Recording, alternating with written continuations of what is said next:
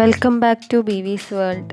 അപ്പോൾ ഇന്ന് carry bag കൊണ്ടുള്ള ഫ്ലവേഴ്സുമായിട്ടാണ് ഞാൻ വന്നിട്ടുള്ളത്. ക്യാരി ബാഗ് കൊണ്ട് ഇതുവരെ ആരും ഉണ്ടാക്കാത്ത രീതിയിൽ അടിപൊളിയായിട്ട് എങ്ങനെ ഫ്ലവർ ഉണ്ടാക്കുക എന്നുള്ളതിനെ കുറിച്ചിട്ടാണ് ഇന്നത്തെ വീഡിയോ. അപ്പോൾ അതിനു മുമ്പ് ചാനൽ സബ്സ്ക്രൈബ് ചെയ്തില്ലെങ്കിൽ ചാനലൊന്ന് സബ്സ്ക്രൈബ് ചെയ്യുക. തൊട്ടടുത്ത് കാണുന്ന ബെല്ലൈക്കൺ ഒന്ന് എനാബിൾ ചെയ്യുക. എങ്കിൽ മാത്രമേ പുതിയ വീഡിയോസ് അപ്ലോഡ് ചെയ്യുമ്പോൾ നോട്ടിഫിക്കേഷൻസ് ലഭിക്കുകയുള്ളൂ. അപ്പോൾ വീഡിയോയിലേക്ക് കിടക്കാം. അപ്പോൾ ആദ്യമായിട്ട് ഇതേപോലെയുള്ള ക്യാരി ബാഗാണ് ഞാൻ എടുത്തിട്ടുള്ളത്. അതിൻ്റെ മുകളിലുള്ള രണ്ടറ്റവും അങ്ങ് കട്ട് ചെയ്ത് കളയാം.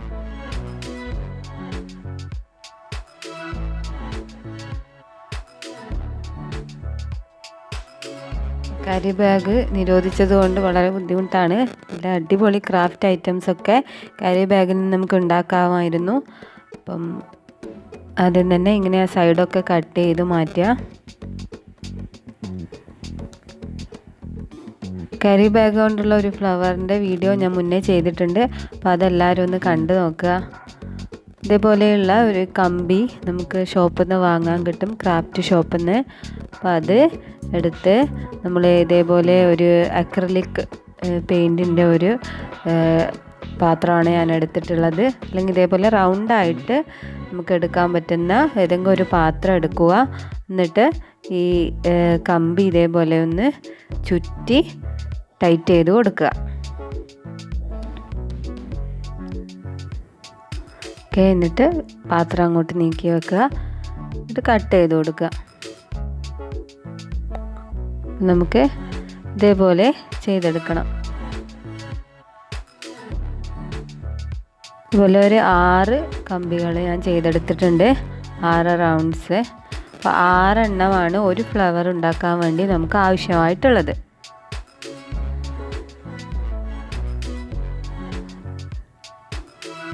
അടുത്തത് നമ്മൾ നേരത്തെ കട്ട് ചെയ്തിട്ടൊക്കെ മാറ്റി വെച്ചിട്ടുള്ള ക്യാരി ബാഗ് എടുക്കുക. ഒരു നൂലെടുക്കുക. എന്നിട്ട് ഇതേപോലെ ആ കമ്പി ഒന്ന് വലിച്ചു കൊടുക്കുക. ഫ്ലവറിൻ്റെ പെറ്റലിൻ്റെ ഷേപ്പ് ആകുന്നത് വേണ്ടി ഒന്ന് വലിച്ചു കൊടുക്കുക. അതിനുശേഷം ഈ ക്യാരി ബാഗിൻ്റെ ഉള്ളിലേക്ക് ആക്കിക്കൊണ്ട് ക്യാരി ബാഗ് കൊണ്ട് ഈ കമ്പിയെ ഒന്ന് കവർ ചെയ്തെടുക്കുക. നന്നായി ടൈറ്റ് ചെയ്ത് വലിച്ചു പിടിച്ച് കവർ ചെയ്ത് കൊടുക്കണം.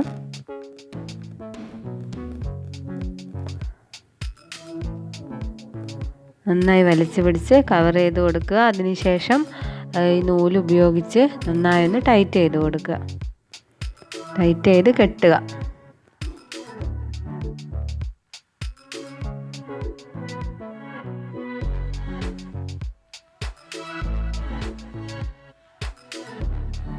കെട്ടിയതിന് ശേഷം ഒരു കത്രിക ഉപയോഗിച്ച് ഇതിനെ ഒന്ന് കട്ട് ചെയ്ത് കൊടുക്കുക. അപ്പോൾ ഒരു പെറ്റൽ നമുക്ക് സെപ്പറേറ്റ് ആയിട്ട് കിട്ടും.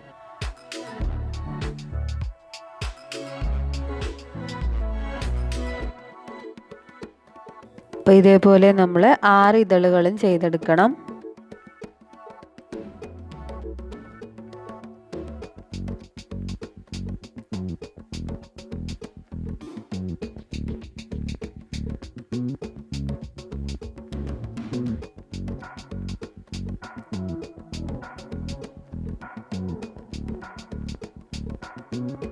ഓക്കെ, അപ്പോൾ 6 ഇതളുകളും റെഡി ആയിട്ടുണ്ട്.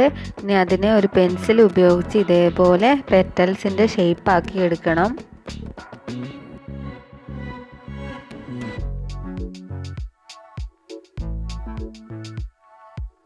ഓക്കെ, അപ്പോൾ ഇനി നമുക്ക് ഫ്ലവറിൻ്റെ സെൻറ്ററിൽ യെല്ലോ കളറിലെ ഒരു ബഡ് പോലെ അറേഞ്ച് ചെയ്യാനുണ്ട്.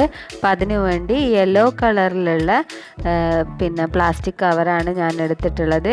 ഇതേപോലെ അതിൻ്റെ മുകളിൽ നിന്നോ മറ്റോ ഒരു പീസ് കട്ട് ചെയ്തെടുക്കുക.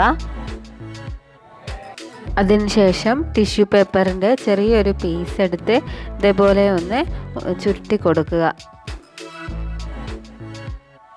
അതിനുശേഷം അത് ഈ നമ്മൾ കട്ട് ചെയ്ത് വെച്ചിട്ടുള്ള പ്ലാസ്റ്റിക് കവറിൻ്റെ ഉള്ളിലാക്കി ഇതേപോലെ നന്നായി ടൈറ്റ് ചെയ്ത് കൊടുക്കുക.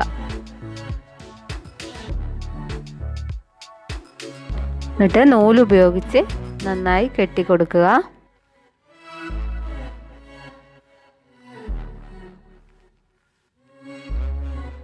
അപ്പോൾ ഇതേപോലെയാണ് നമുക്ക് കിട്ടുന്നത്. ഇനി നമ്മൾ പേപ്പർ റോള് തയ്യാറാക്കി എടുക്കണം. ഞാൻ മുന്നേയുള്ള പല വീഡിയോകളിലും കാണിച്ചിട്ടുണ്ട് പേപ്പർ റോള് എങ്ങനെയാണ് തയ്യാറാക്കുന്നതെന്നുള്ളത്. അപ്പം അതേപോലെ ഇതുപോലെ ചെയ്തെടുക്കുക.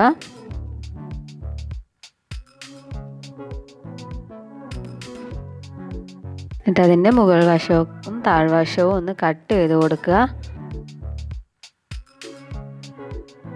അതിനുശേഷം ഇതേപോലെയുള്ള നമ്മൾ നേരത്തെ ഉപയോഗിച്ച അതേ കമ്പി ഒരു പീസ് എടുത്ത് ഇതേപോലെ പേപ്പർ റോളിൻ്റെ ഉള്ളിലേക്ക് താഴ്ത്തി കൊടുക്കുക.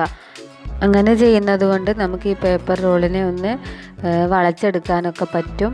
അപ്പോൾ അതിന് ശേഷം നമ്മൾ നേരത്തെ തയ്യാറാക്കിയ ബഡ് ഇതിൻ്റെ മുകളിലാക്കി വെച്ച് കമ്പി കൊണ്ട് തന്നെ ഒന്ന് ടൈറ്റ് ചെയ്ത് കൊടുക്കുക. അതിനുശേഷം നമുക്ക് ഓരോ ഇതളുകളായിട്ട് അതിൽ ഫിറ്റ് ചെയ്ത് കൊടുക്കാം. അപ്പോൾ ആദ്യം ഒന്നാമത്തെ ഇതൾ വെച്ച് ഇതേപോലെ ഇത് നൂല് കൊണ്ട് നന്നായി ടൈറ്റ് ചെയ്ത് കൊടുക്കുക. എന്നിട്ട് അടുത്ത ഇതൾ ഇത് വീഡിയോയിൽ കാണുന്നത് പോലെ വെച്ച് കൊടുക്കുക. എന്നിട്ട് ടൈറ്റ് ചെയ്യുക. അങ്ങനെ ഓരോ ഇതളുകളായിട്ട് ചെയ്തെടുക്കുക. വളരെ എളുപ്പത്തിൽ നമുക്ക് ഭംഗിയുള്ള പ്ലാസ്റ്റിക് ഫ്ലവേഴ്സ് ഉണ്ടാക്കിയെടുക്കാം. ഇത് ഒരുപാട് കാലം ഒരു കേടുപാടും ഇല്ലാതെ നിൽക്കുന്നതാണ്. കളറൊന്നും മങ്ങിപ്പോകുന്നതുമല്ല. നമുക്ക് വേണമെങ്കിൽ ഒന്ന് വാഷ് ചെയ്തിട്ടൊക്കെ ഉപയോഗിക്കാവുന്നതാണ് ഫ്ലവേഴ്സ്.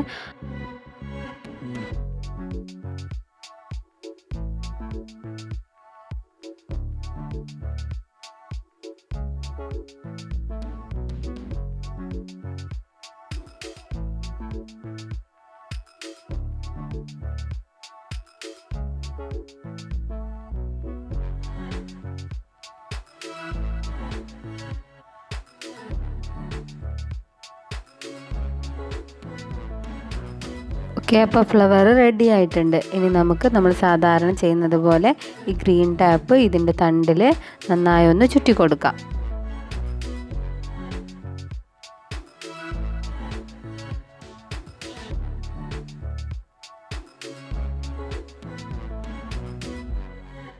ഇത് ഒരു ഫ്ലവർ റെഡി ആയിട്ടുണ്ട്. ഇനി നമുക്കതിൻ്റെ പെറ്റൽസൊക്കെ നന്നായി ഒന്ന് അറേഞ്ച് ചെയ്ത് കൊടുക്കാം.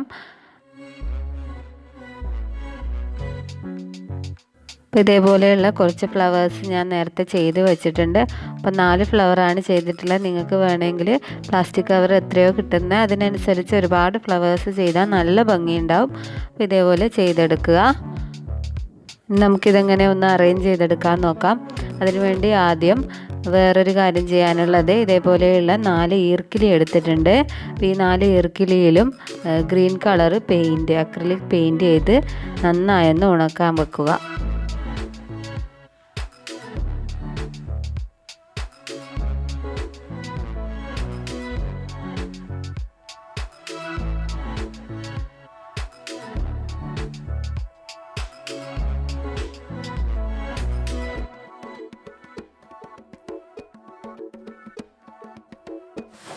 പെയിൻറ്റ് നന്നായി ഉണങ്ങിയിട്ട് ബ്ലൂ കളറ് തെർമോക്കോൾ ബോൾ എടുത്തിട്ടുണ്ട്.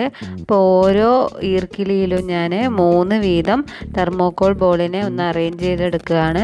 ആദ്യം വലിയ തെർമോക്കോൾ ബോളിനെയാണ് ഇതിൽ ഫില്ല് ചെയ്ത് കൊടുക്കുന്നത്.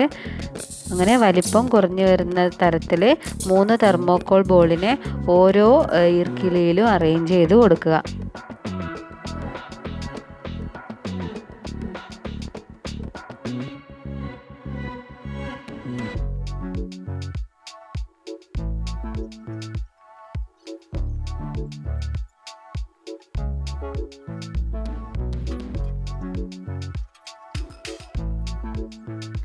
നമുക്കത് ഇട്ട് വെക്കാൻ വേണ്ടിയിട്ടുള്ള ഒരു ഫ്ലവർ പോട്ടാണ് വേണ്ടത്. ഇത് ഞാൻ 6 വർഷം മുന്നേ തയ്യാറാക്കിയിട്ടുള്ള ഒരു ഫ്ലവർ പോട്ടാണ്. പെൻ സ്റ്റാൻഡായിട്ട് യൂസ് ചെയ്ത് വരുന്നതായിരുന്നു. അപ്പോൾ അതിൽ നമുക്ക് എങ്ങനെ ഫ്ലവേഴ്സ് അറേഞ്ച് ചെയ്ത് വെക്കാൻ നോക്കാം.